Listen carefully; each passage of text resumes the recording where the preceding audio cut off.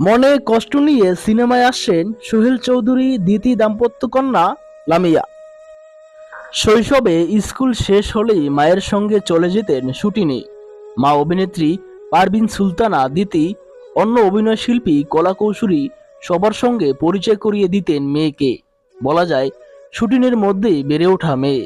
এভাবে ছোট্ট লামিয়া সৃজনশীল কাজের প্রতি ভালোবাসা জন্মায়। বড় হওয়ার সঙ্গে সঙ্গে সেই ভালোবাসা বাড়তে থাকে। একসময় অভিনেত্রী মাকে বলেন ভালো লাগার কথা, কিন্তু দিতি চাইতেন না মেয়ে মিডিয়ায় আসুক। মায়ের প্রতি ভালোবাসা থেকেই সেই লামিয়া মনে কষ্ট নিয়ে শুরু করতে যাচ্ছেন প্রথম সিনেমা পরিচালনার কাজ। ১.৫ দশক আগের কথা। সেই সময় লামিয়ার মাকে জানান ক্যামেরার পেছনে কাজ করতে চান। দিতি চাননি মেয়ে মিডিয়ায় আসুক, কারণ সিনেমায় কেরিয়ার গড়া সহজ কথা নয়। পরে লামিয়া চলে যান অর্থনীতি নিয়ে যুক্তরাজ্যে পড়াশোনা করতে, কিন্তু পড়াশোনায় মন বসে না, সিনেমা তাকে বেশি টানে। লামিয়া চৌধুরী বলেন, যুক্তরাজ্যে গিয়ে মাকে বলি চলচ্চিত্র পরিচালনা করব। আমার ফিল্ম নিয়ে আগ্রহের কথা শুনে মা সেবার বলেন, তুমি কতটা সিরিয়াস আগে দেখাও, তারপর ভাবা যাবে। মায়ের কথায় আশ্বস্ত হই। আমি ইকোনমিক্স পড়া বাদ দিয়ে চলে যাই লন্ডন ফিল্ম স্কুলে ফিল্ম প্রোডাকশনের উপর ডিপ্লোমা করতে। সেখান থেকে নির্মাণ, চিত্রনাট্য লেখা, স্টোরি টেলিং, সম্পাদনা সহ সিনেমার সব বিষয় শিখতে থাকি। পরে দেশে এসে মায়ের সঙ্গে কাজ করার ইচ্ছা ছিল। আগ্রহ দেখে মা আমাকে নানাভাবে সহযোগিতা করতে থাকেন।